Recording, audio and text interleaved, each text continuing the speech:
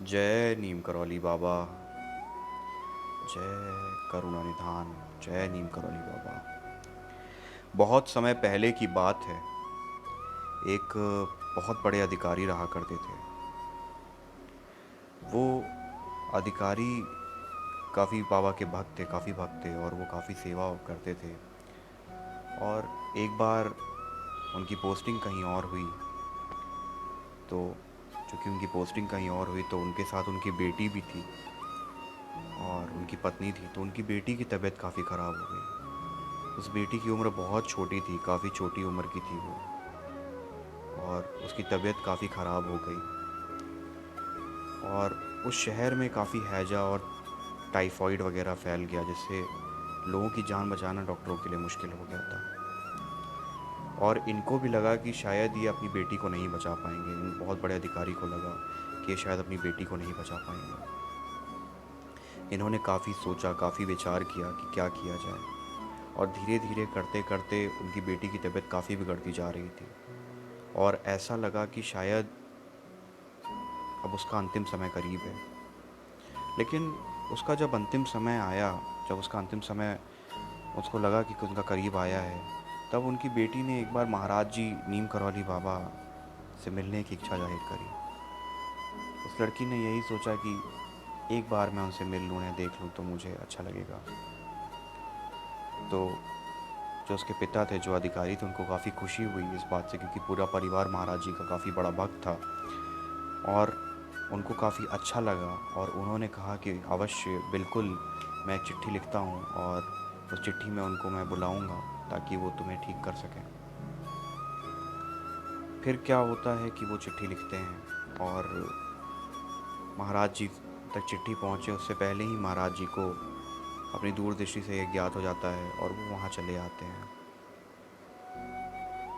और वो आते हैं, उस लड़की के पास आते हैं और सीधे उसके घर में आते हैं। और चूँकि उस लड़की का घर रामपुर में था तो वो रामपुर चले आते हैं और सीधे घर आते हैं। और घर में आते ही कहते हैं कि तुम सबने प्रसाद पाया, सब लोग प्रसाद पाओ। और सबको कहते हैं कि थोड़ी सी रोटी पूड़ी सब्ज़ी बनाओ। और वो फिर सबके लिए बनाते हैं, सबके लिए, घर वालों के लिए बनवाते हैं। और सारे घर वालों में फिर वो प्रसाद को बांट देते हैं। और उसके बाद बीच में जब वो प्रसाद पाने जा रहे होते हैं तब वो उस बेटी को भी कहते हैं कि बेटी, आप भी, आपने कुछ खाया नहीं है, आप एक रोटी बाबू आप खा लो। तो लड़की खाती है। वो लड़की सोचती कैसे कैसे उठ के बेचारी वो खाती है।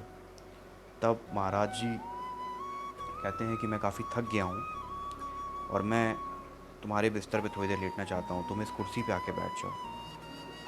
तो वो लड़की, चूँकि महाराज जी की बहुत बड़ी भक्त होती है, तो चुपचाप आके कुर्सी पे बैठ जाती है। महाराज जी उस लड़की के बिस्तर पे आधे एक घंटे तक लेटे रहते हैं। और ये आधे एक घंटे के बाद वो उठ के कहते हैं कि ठीक है, चलो मैं अब चलता हूँ, अब रामपुर से विदा लेने का वक्त आ गया है। और वो वापस अपने कैंची धाम भवाली आ जाते हैं। नैनीताल के पास जो जगह है वहाँ पे आ जाते हैं। और लेकिन लड़की के साथ ये चमत्कार होता है कि धीरे धीरे जैसे ही महाराज जी जाते हैं, निरंतर प्रतिदिन उसकी स्वास्थ्य में काफ़ी सुधार होना शुरू हो जाता है। उसकी तबीयत ठीक होनी शुरू हो जाती है और धीरे धीरे करके वो लड़की एकदम स्वस्थ हो जाती है। ये महाराज जी की कृपा ही तो है कि एक इतनी बीमार लड़की, जिसकी तबीयत, जिसकी जान बचाना तक मुश्किल हो गया था, डॉक्टरों ने जवाब दे दिया था कि इसकी शायद जान नहीं बच पाएगी, तो महाराज जी अपने आशीर्वाद से, अपने चमत्कार से उस लड़की की जान बचाते हैं। और कुछ लोग तो कहते हैं कि महाराज जी ने उस लड़की की जितनी बीमारी थी, वो उसके बिस्तर पे जब वो लेटे तो सारी बीमारी को उन्होंने अपने अंदर बटोर लिया और वो उसको लेके चले गए। जय महाराज जी। जय नीम करौली बाबा।